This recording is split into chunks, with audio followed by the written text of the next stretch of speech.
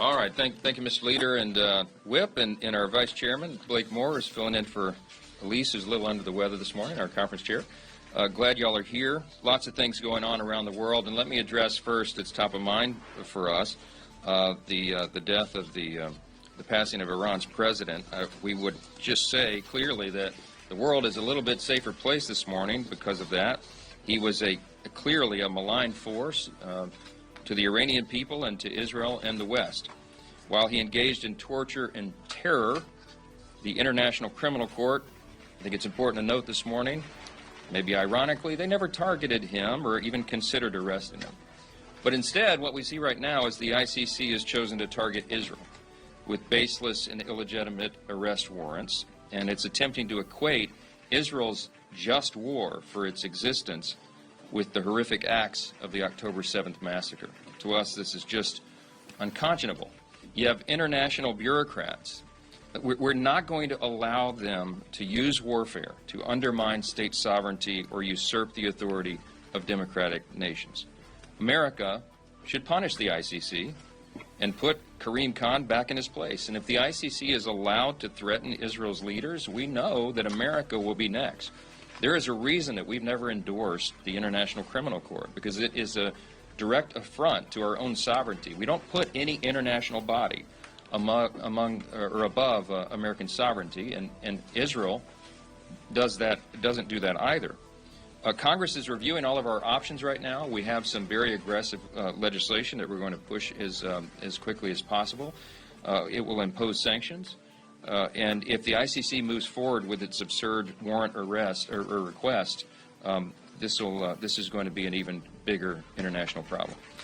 Regarding the border, sadly, international bureaucrats are not the only ones trying to subvert the notion of state sovereignty.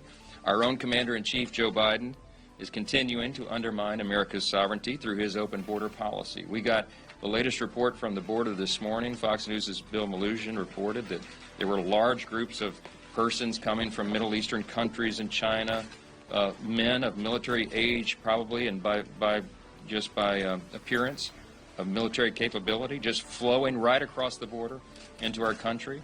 The problem continues every single day. And now you have Senator Schumer, who's trying to give his vulnerable members cover for this because they've created this catastrophe by voting on a bill which has already failed in the Senate. It may not even get 50 votes because it's a bad bill, and it's really a phony messaging exercise that's going to go nowhere. The House, of course, as we all know, we talk about in here all the time, we passed multiple bipartisan bills, by the way, to secure the border and deport criminal illegal immigrants, including the Lake and Riley Act. But every single measure that we have sent to the Senate has been blocked by Senator Schumer. If he was serious in his attempt to secure the border, Senator Schumer would bring up H.R. 2, the Secure the Border Act, which, as you all know, was the most comprehensive border security bill ever passed by Congress that we did now more than 13 months ago. It's been sitting on Chuck Schumer's desk. If they were serious, they would move that legislation through the Senate and get it to the president's desk, and he would sign it into law. But they are not serious about it because they engineered the open border. Do not ever forget, we documented at least 64 specific executive actions that President Biden himself took, beginning on the first day he walked in the Oval Office, and that his agencies, at DHS under the direction of Secretary Mayorkas, whom we impeached in the House, that they engineered. They opened the border wide. They did it intentionally. They're not serious about the issue.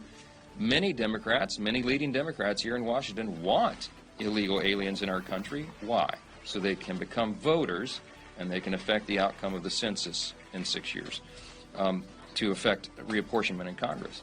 Now, if you want example of that, look at the District of Columbia. That's what Leader Scalise was mentioning. The City Council has decided they want non-citizens and foreign actors deciding who will serve as mayor and the local attorney general here. As the body in charge of overseeing D.C., Congress will not support such lawless behavior. It's a violation of federal law. We're not going to let Russian spies and criminal aliens decide who runs our nation's capital. We're just not going to do it. And that's why the House is voting this week to reverse the dangerous decisions by the D.C. City Council and bar non-citizens from voting in D.C. elections. I was grateful when Congress and the White House worked together to reverse D.C.'s dangerous revisions to the criminal code. And if this voting bill can't pass, everybody watch very closely. It's going to be proof proof positive that there are some Democrats who want illegal aliens deciding election outcomes. It's going to be clear they don't want Americans deciding American elections. With that, we'll take a few questions. Speaker Johnson, yeah. What's next on the contempt referral for the Attorney General? When will you bring that to the floor? We are working on that, and it'll be coming to the floor soon. And the reason that we're doing that is because this is not about politics. You've heard that allegation. This is about process. You have the judiciary and the oversight committees that are working together very carefully on this. And the purpose of getting the audio tapes of the Biden interview is because the committees have to do their legislative work. They use the audio to evaluate the work and the accuracy of the special counsel. We have the transcript. Should be no surprises here. And it's very interesting to us that the president is trying to evoke executive privilege over that, which doesn't even apply here. This isn't covered by executive privilege. This is not the president receiving candid advice from his advisors while executing his presidential responsibilities. Remember, this was an interview with his ghostwriter, and then sitting for an interview with a special prosecutor investigating whether he himself, the president, criminally mishandled classified documents. So the executive privilege doesn't even apply here, and that's why the contempt is the measure that's appropriate here, and I think it will pass the House handle it. Mr. Speaker, has Israel's response to Hamas made Jews around the world safer?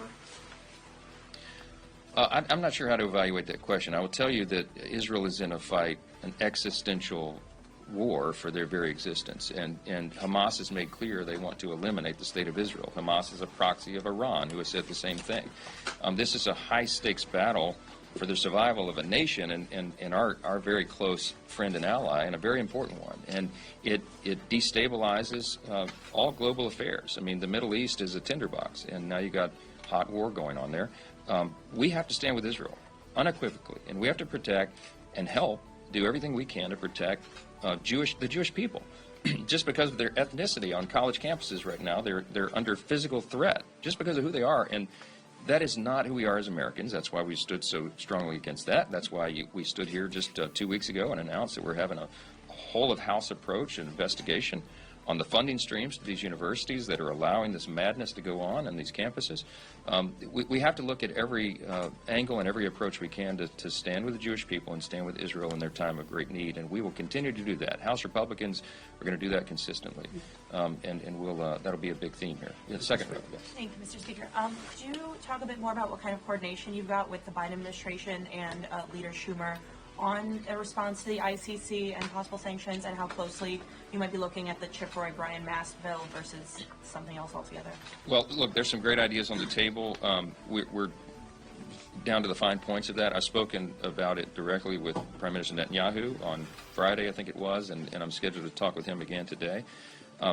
Very clearly, this is a great threat to the international community and to our allies and to us, ultimately, as I explained earlier. So we're getting down to the fine points of that, and hopefully it will be a bipartisan bill, and that everybody will be able to stand together on that. I think we need to send a strong message to the world that this is completely, wildly inappropriate, and we're not going to stand for it. Second row. Yeah.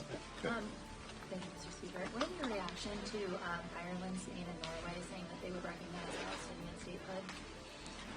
I don't have any reaction to that. I haven't seen the details of their statements or what they're proposing. I would just say this. This is not the time for anybody in the international community, including our own president, to be stepping in and trying to micromanage the affairs in Israel as they're trying to, as I said, fight for their very existence. I think we've got to be very careful about that. And there'll be lots of deliberate discussion about what's next after the war and after this, after peace is restored there.